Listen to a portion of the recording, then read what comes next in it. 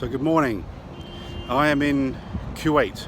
Perhaps you can see that from this tower just behind me there. In this video I'm going to have a little bit of a look around Kuwait and give you some tips and tricks on what to do here. I'm a traveler. I've been to 103 different countries around the world, and I'd like to bring you some of those experiences on this video. If you're enjoying the content of this and other videos that we've made, please consider subscribing to our channel. You can hit the subscribe button below and also hit the notifications bell so that you'll be aware of any new content that we post. Now, the first place you want to go and visit when you're in Kuwait is the Souk Al Mubarakia. Now, this souk is a very, very traditional souk.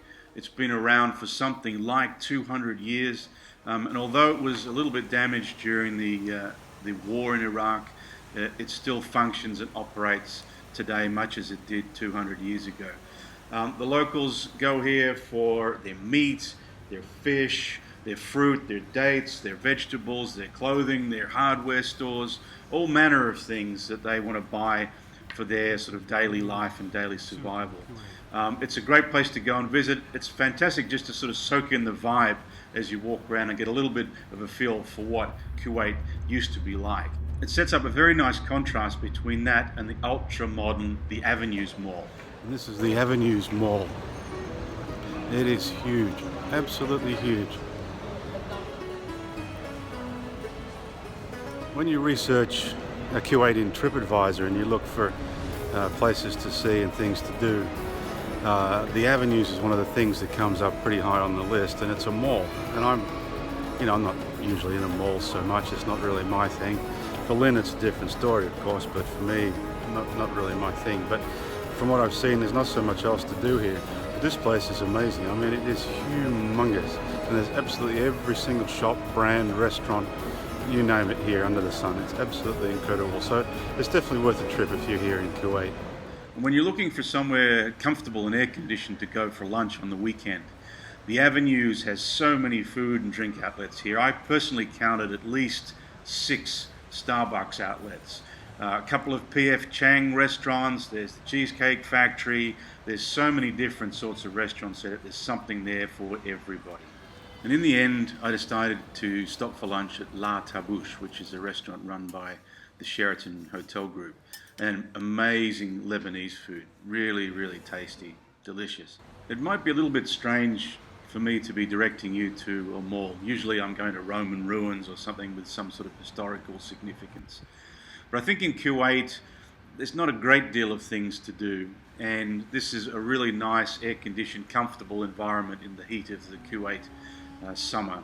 So it's definitely well worth a trip, and there's so many food options here that it makes it a very nice place to go for lunch. And here I am at the iconic Kuwait Towers. I'm going to go up and take a look around, see what I can see.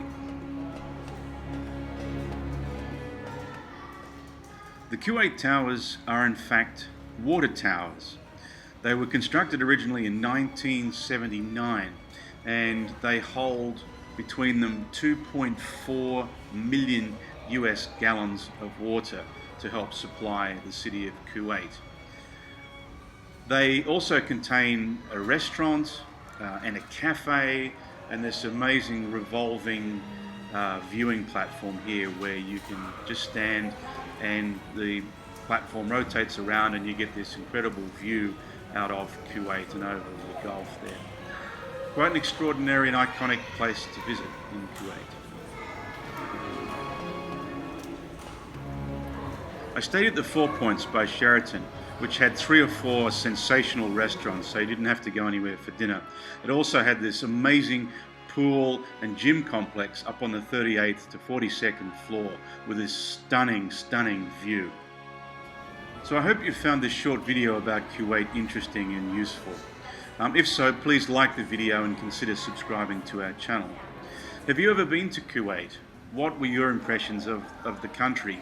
Please leave us a comment in the comment section below. We'd love to hear from you and get your thoughts on this interesting country as well. Thank you for taking the time to watch this video, and I look forward to interacting with you again soon.